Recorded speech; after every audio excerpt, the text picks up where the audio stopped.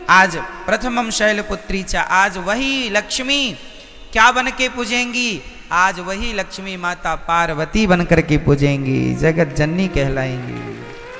आज उनके हम पार्वती स्वरूप का पूजन करेंगे। तो आप लोगों को घर में दीपक जलाकर आज माँ भगवती का ध्यान, लक्ष्मी जी का ध्यान करना चाहिए। हे माँ, हमारे घर में ये आपका ही घर है, आप हमारे मन मंदिर में आकर बैठ जाइए, हम सदा आपकी आराधना करते रहें और हमारे घर में ये खुशियों का दिया सदा जलता रहे, ये ज्ञान का, ये भक्ति का दीपक सदा प्रज्वलित होता रहे। आज के दिन आपको राम रक्षा स्तोत्र, नारायण कवच का पाठ करना चाहिए। जो भी पाठ करेंगे, कुछ ना आवे तो श्रीमन नारायण आप आज श्रीमन नारायण का जाप करें तो वह नारायण का जाप भी सिद्ध होगा। आप यदि ओम नमः शिवाय का भी जाप करें तो आज जो भी जपेंगे वो सिद्ध होगा। आप ओम नमः शिवाय जपें या गंग गणपतये जपें या दुर्गा माता जी का मंत्र जपें या फिर आप श्रीमन नारायण जपें, जो भी आज जपेंगे, आज मतलब 9 दिन तक निरंतर, वो आपका सिद्ध। इसलिए ये 9 दिन विशेष पूजा पाठ के लिए निकाले जाते हैं। साल भर आप फुर्सत नहीं पाते, समय मिलता नहीं है, 9 दिन का समय निकाल लो और पूर्ण रूप से भगवान के होकर भगवान की शरण में रहो। ये नवरात्रि है, ठीक है। जो आप जपेंगे उसमें आपको सिद्धि प्राप्त होगी। तो इसलिए इन 9 दिनों में बहुत अच्छे से हमें अपना जीवन आनंद पूर्वक व्यतीत करना चाहिए। और यहाँ पर एक संकेत भी है कि दुनिया वालों, नवरात्रि में जिन कन्याओं को बुला बुला कर, पांव धोकर, माहौर लगाकर जिनकी पूजा करते हो, जिन्हें दक्षिणा देकर विदा करते हो, खीर पूड़ी खवाते हो, उन कन्याओं को केवल एक दिन के लिए देवी ना मानो, सदा सदा के लिए नारियों को देवी मान के उनकी सेवा, उनका सम्मान करो। नारी का सम्मान सदा लक्ष्मी मान के आप आज नवरात्रि में एक लड़की का आप सम्मान करते हैं देवी मानकर, और नवरात्रि जाने के बाद उसी नारी का आप अपमान करते हैं, तो ये तो कोई बात हुई नहीं। नारियों का सदा सम्मान बना रहे। देखो हमारे सनातन धर्म में नारियों का कितना बड़ा आदर है, कितना बड़ा सम्मान है।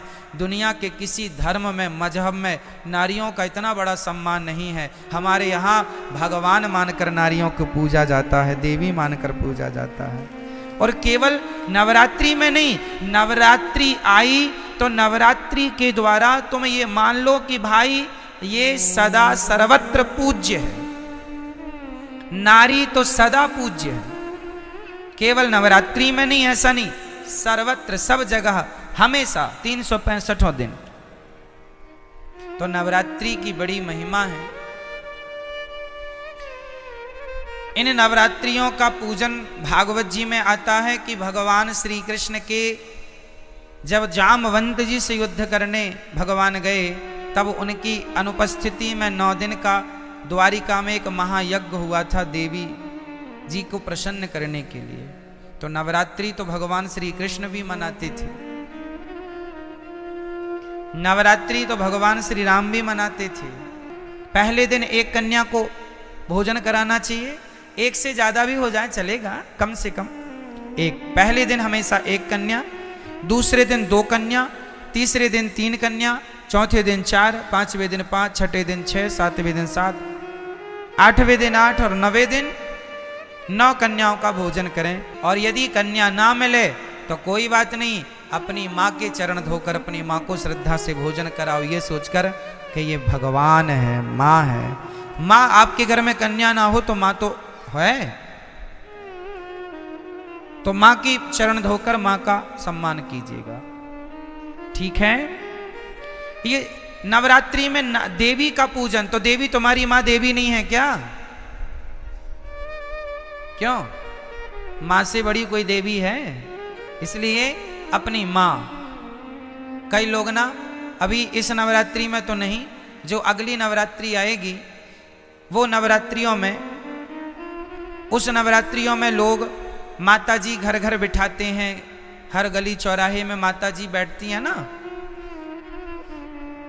हम कहते हैं कि आप मिट्टी की माता जी बनवा के बिठाते हैं, अच्छा है, सम्मान कीजिए, श्रद्धा रखिए, अच्छा है, सब ठीक है। पर वो माता जो मिट्टी की बनी है, उन माता में श्रद्धा तो रखिए, पर उनसे ज़्यादा उस माता में श्रद्धा रखिए जो परमात्मा ने बनाई है, जिसे आप अपनी माँ कह के बुलाते हैं। माता, उसका तो असली नाम माता ही है, माँ है। विडंबना तो ये है कि आज लोग मंदिरों में जाके माता जी को तो जल चढ़ाते हैं, माता जी की जय जयकार करते हैं, पर खुद की माता जी भूखी मर रही हैं, खुद की जन्म देने वाली माता प्यासी मर रही हैं, और आप जय माता दी के नारे लगा रहे हैं। इससे फायदा क्या है ये बताइए। कई लोग ना बड़ी होड़ करते हैं, खासकर नवरात्रियों में। क्या होड़ करते हैं कि उन्होंने भंडारे में 50,000 खर्च किया, हम 1 लाख का भंडारा करेंगे। उस कॉलोनी में 2 लाख का भंडारा हुआ, हम 3 लाख का भंडारा करेंगे। क्या होगा, इससे तुम देवी को खुश कर लोगे? अरे ये ना देखो कि भंडारा कितना बड़ा करना है।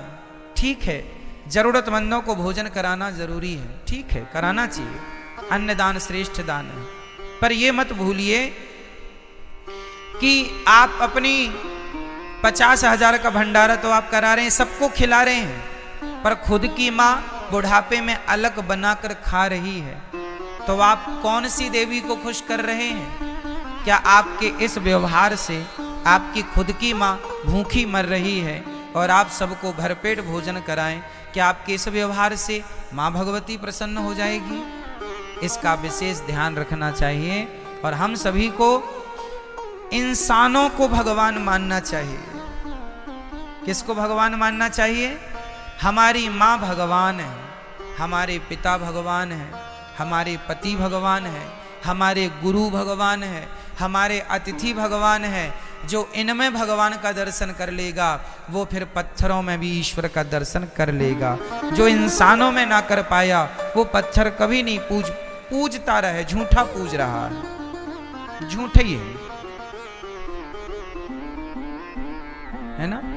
कबीर जी लिखते हैं कि पाहन पूजे हरि मिले, पाहन मीन्स पत्थर होता, पाहन पूजे हरि मिले, तो मैं पूजू पहाड़, तासे तो चक्की भली, जो पीस खाए संसार। पत्थर ही पूजना है तो तुम्हारी चक्की भी पत्थर की होती है, उसी को पूज लो, क्योंकि वो तो कम से कम तुम्हें आटा देती है पीस के। पत्थर ही पूजने हैं तो चक्की को क्यों नहीं पूजते? तो पत्थर पूजने की बातें नहीं है हमारे सनातन धर्म में। हमारे यहां मंदिर बाद में बने हैं। सनातन धर्म की गहराइयों को समझना पड़ेगा। कई लोग कहते हैं सनातन धर्म में तो पत्थर की पूजा होती है। ना जी, हमारे यहां पत्थर की पूजा नहीं होती। किसकी पूजा होती है वो मैं आपको आज स्पष्ट कर देता हूं। सुनो, हमारे वेद कहते हैं, पहला वाक्य है मातृदेवो भव, पितृदेवो भव, आचार्य देवो भव, अतिथि देवो भव। ये 4 वाक्य वेद का पहला मंत्र है। ये वेद यहां से शुरू होते हैं। पहली आज्ञा वेदों की क्या है? मातृदेवो भव, मां को भगवान मानकर सेवा करो, ये वेदों की पहली आज्ञा है। पिता को भगवान मानकर उनकी सेवा करो, ये वेद की दूसरी आज्ञा है। अतिथि को भगवान मानकर सेवा करो, ये तीसरी आज्ञा है। और गुरु को भगवान मानकर सेवा करो, ये चौथी आज्ञा है। अब सोचो, ध्यान से समझना, जो व्यक्ति पहाड़े में काखा गाघा को समझ लेगा, भाई अखबार में भी काखा गाघा ही लिखा है, पर अखबार के काखा गाघा को समझने के लिए पहले आपको कौन सा काखा गाघा पढ़ना पड़ेगा? स्कूल में जाकर, स्कूल में हमें बुक मिलती है, उसमें जो काखा गाघा लिखा है उसको पहले मास्टर जी समझाते हैं। जब आप स्कूल जाके काखा गाघा समझ लेंगे तो फिर अखबार का काखा गाघा समझ में आ जाएगा।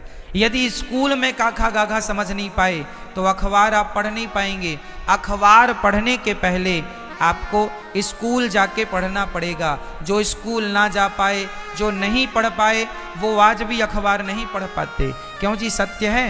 अखबार पढ़ने के पहले क्या पढ़ना पड़ेगा? स्कूल में जाके आपको अपनी शिक्षा पूरी करनी पड़ेगी, तब कहीं जाकर हिंदी का बोध होगा, तब हिंदी का अखबार पढ़ पाएंगे। इंग्लिश का बोध होगा, इंग्लिश का अखबार पढ़ पाएंगे। उर्दू का बोध होगा, उर्दू का अखबार पढ़ पाएंगे। अखबार पढ़ने के पहले कुल मिला के आपको पहले स्कूल जाना पड़ेगा। क्या ये बात सत्य है? बोलो हाँ या ना। उसी तरह जैसे स्कूल में काखा गाघा समझ लिया एक बार, उसके बाद दुनिया में कहीं काखा गाघा लिखा हो हम तुरंत समझ लेंगे। और स्कूल में नहीं समझा तुमने काखा गाघा, तो फिर जमाने में लिखा तो है, तुम समझ नहीं पाओगे कि लिखा क्या है। आप देखो यहां बहुत कुछ लिखा है, कौन समझ पाएगा? जिन्हें अक्षरों का ज्ञान है। ज्ञान ही नहीं है, 52 अक्षर का कोई ज्ञान नहीं है, नॉलेज नहीं है, तो लिखा तो बहुत कुछ है, कहां कोई पढ़ पा रहा है। उसी प्रकार जैसे अखबार पढ़ने के पहले हमें स्कूल जाकर पढ़ना पड़ता है, उसी प्रकार पत्थर में भगवान है, पर पत्थर के भगवान को देखने के पहले अपनी माता के अंदर भगवान को देखना पड़ेगा। पहले अपने पिता के अंदर भगवान को देखना पड़ेगा। जो माता में भगवान को देख सकता है, जो पिता में भगवान को देख सकता है, जो गुरु और अतिथि में ईश्वर को देख सकता है, वही पत्थर में भी भगवान को देख सकता है। जो माँ में भगवान को ना देख पाया, उसे पत्थर पत्थर ही दिखेगा, तुम कितना भी पूजा करो। पत्थर है, कहते हैं, कहावत सुना होगी आपने, अनपढ़ के लिए काला अक्षर भैंस बराबर। अनपढ़ के लिए कहावत है काला अक्षर। सुनी कहावत ये वाली कि नहीं? क्या अर्थ है इस कहावत का? अनपढ़ है, उसे तो काला काला दिख रहा है। भाई पुस्तक लिया तो अखबार लिया है, बस अब काला काला, क्या काला काला पूत दिया। अरे पगले, उसमें बहुत कुछ लिखा, लेकिन क्या करे, अनपढ़ है, काला अक्षर भैंस बराबर। उसे काला नजर आता है, उसे काले में अक्षर नजर नहीं आ रहे, क्योंकि पढ़ा नहीं है।